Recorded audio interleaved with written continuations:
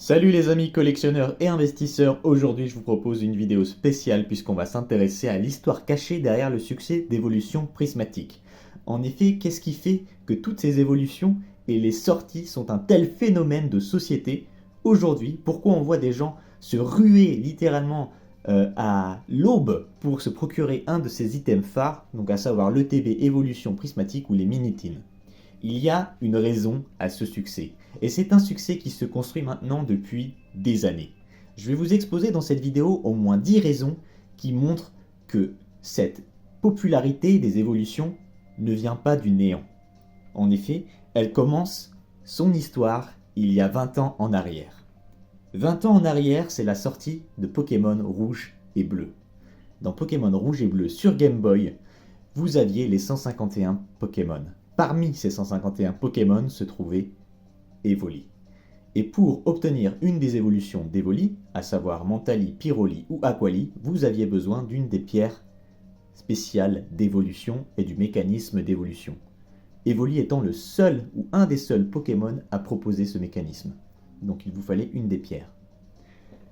C'est les premiers marqueurs qui font de Pokémon Evoli un Pokémon à part entière, même parmi la première génération et parmi les 151. Ensuite vient la deuxième génération. Face à la popularité qu'a connue du coup le Pokémon Evoli et ses évolutions dans la première génération, Pokémon Company, avec l'édition de la deuxième génération de Pokémon, décide de proposer de nouvelles évolutions. Avec ces nouvelles évolutions, on a également un nouveau type, le type Ténèbres. Et là, évidemment, je vous présente Noctali. Noctali, qui est une des nouvelles évolutions de la deuxième génération, et Mentali. Noctali qui évolue, il me semble, de nuit, essentiellement, avec une pierre lune. Et le Mentali qui évolue, lui, il me semble aussi de jour, avec une autre pierre. Toujours est-il qu'on a déjà deux générations de passionnés qui sont touchés par les évolutions. On continue l'histoire.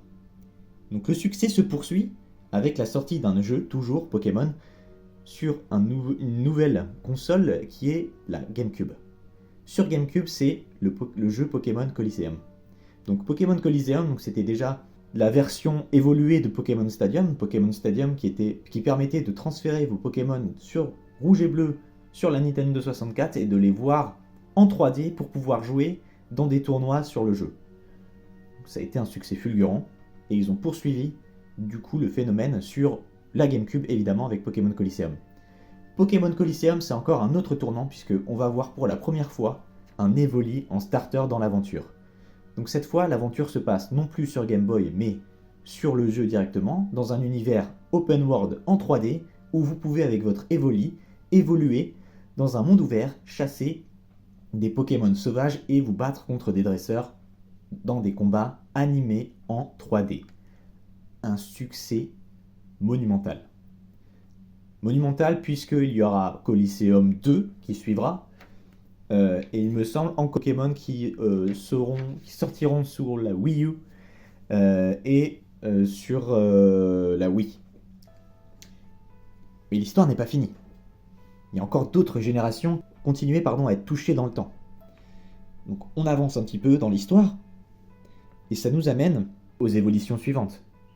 Puisque dans les évolutions suivantes, il y en a 3 que je n'ai pas citées, mais qui sont Givrali, Nymphali, Philali, il me semble. Et donc depuis 20 ans, on a des évolutions qui ont continué à se multiplier, et évidemment des publics qui ont continué à se passionner pour ces différentes évolutions, parce que c'est toujours des réussites absolues. Mais il n'y a pas que le jeu vidéo. Il y a aussi le jeu de cartes. Et dans le jeu de cartes, l'effervescence pousse beaucoup en 2020, avec les 25 ans du TCG Pokémon. Et donc avec les 25 ans du TCG Pokémon, il y a une folie autour des cartes une ferveur plutôt, autour des cartes qui s'accentue. Et cette passion fait qu'il y a des nouveaux formats de cartes qui sortent, donc contenues dans des ETB. Donc les ETB, c'est des items que tout le monde s'arrache aujourd'hui, mais au début, ce format de carte en ETB n'existait pas vraiment. C'est assez récent, ça a un peu moins de 5 ans. Et on a eu une première ETB avec, à l'effigie de cette ETB, un Evoli. Dedans, une carte promotionnelle Evoli VMAX. Donc là encore, succès fulgurant au travers les cartes. Ça aurait pu s'arrêter là, mais ça s'est pas arrêté là, puisque à l'intérieur de ces cartes, de ces collections, il y a eu des Pokémon qui ont littéralement explosé les plafonds en termes de valorisation. Et là, on pense évidemment au Noctali VMAX, qui est une des cartes les plus cotées et les plus chères du jeu TCG Pokémon. Ce phénomène inscrit encore les évolutions et le Pokémon Evoli comme une emblème du jeu Pokémon, à la fois sur le TCG, mais aussi sur les différentes versions du jeu vidéo. Donc pour conclure, on arrive évidemment à au dernier effet de mode, au dernier marqueur qu'on a connu cette année, cette semaine même, avec la sortie d'Évolution Prismatique, où vous avez un public de passionnés qui est là et qui touche différentes générations pour le Pokémon Evoli. Vous avez un TCG qui est au plus haut en termes de popularité et de hype. Donc vous croisez l'ensemble, ce qui vous fait que vous savez que vous avez des collectionneurs qui vont absolument vouloir se procurer une des cartes à collectionner du jeu, simplement parce que du coup ils l'ont connu avant et c'est parmi les Pokémon les plus connus, donc ils y sont sensibles et ils ont envie de l'avoir, de se le procurer. Vous avez ensuite le côté spéculateur, investisseur, qui fait que sur des sorties et des ETB qui ont précédé Évolution Prismatique, il y a eu un succès phénoménal et des prix qui se sont envolés. Donc le pur esprit de spéculation arrive ici et se dit, bon, si ça a été un tel succès pour une première fois, c'est sûr que la prochaine collection va être un banger absolu. Évidemment, on le voit aujourd'hui, ça n'a pas loupé, puisque ça se confirme avec la ferveur qu'on trouve dès la sortie de l'ETB, et même avant avec les différents items, coffrets, classeurs et tripacks qui ont défrayé la chronique. Et il y a une chose dont on n'a pas parlé, mais c'est la sortie d'un autre format de jeu, donc c'est-à-dire la sortie du TCG Pocket, donc sur mobile, qui permet littéralement d'ouvrir des boosters virtuels sur son téléphone. Et donc parmi ces ouvertures virtuelles que vous avez sur le TCG Pocket, il y a évidemment des évolutions qui sont mises à l'honneur avec des cartes alternatives qui sont splendides. Et ça, c'est le dernier élément.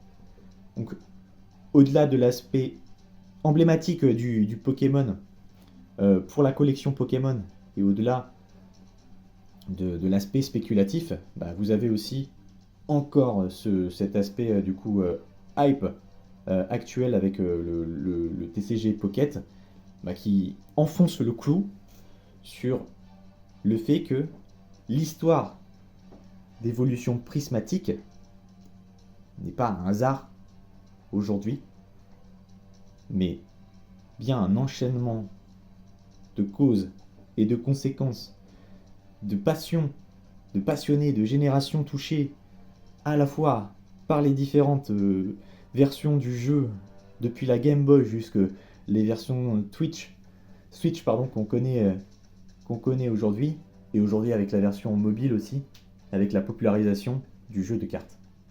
L'ensemble fait que vous avez un succès absolu sur la collection Évolution Prismatique. Voilà. J'espère que ce format story sur l'histoire cachée derrière le succès d'Évolution Prismatique aura su vous intéresser un petit peu.